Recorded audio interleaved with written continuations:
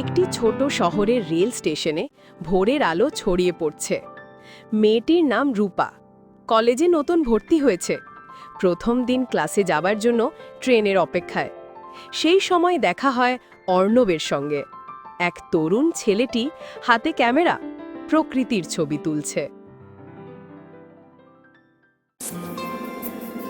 রূপার চোখ পড়ে অর্ণবের ক্যামেরায় বন্দী নিজের ছবিতে। অর্ণব একটু লজ্জা পেয়ে বলে, উপস, সরি, তুমি চাইলে ডিলিট করে দিই? না, রেখে দাও। হয়তো কোনোদিন আমি নিজেও এই হাসিটা দেখতে চাইব।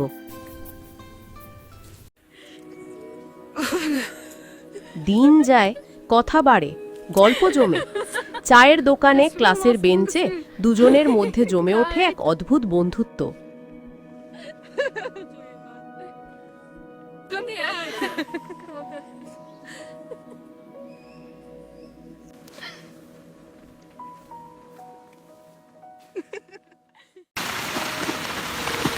বৃষ্টির এক সন্ধ্যায় ভেজা ছাতার নিচে অর্ণব বলে, আমি জানি না ভবিষ্যৎ কি, কিন্তু তোমাকে ছাড়া আমার কোনো গল্প পূর্ণ নয়। রূপা হেসে বলে, তাহলে লিখে ফেলো তোমার গল্পটা, আমার নাম রেখো তাতে।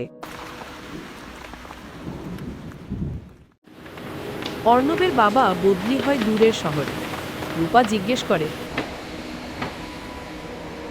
অর্ণব, তুমি ফিরে আসবে তো?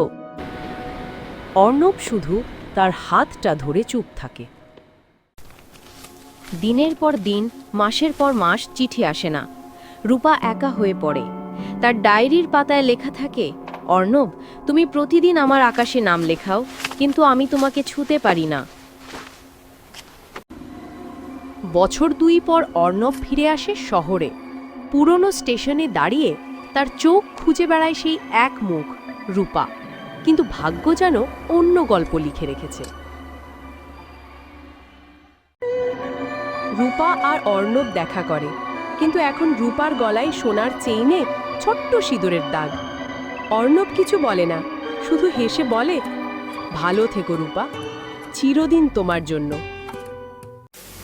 বছর কেটে যায়। একদিন রূপার ছেলে কলেজে ভর্তি হয়।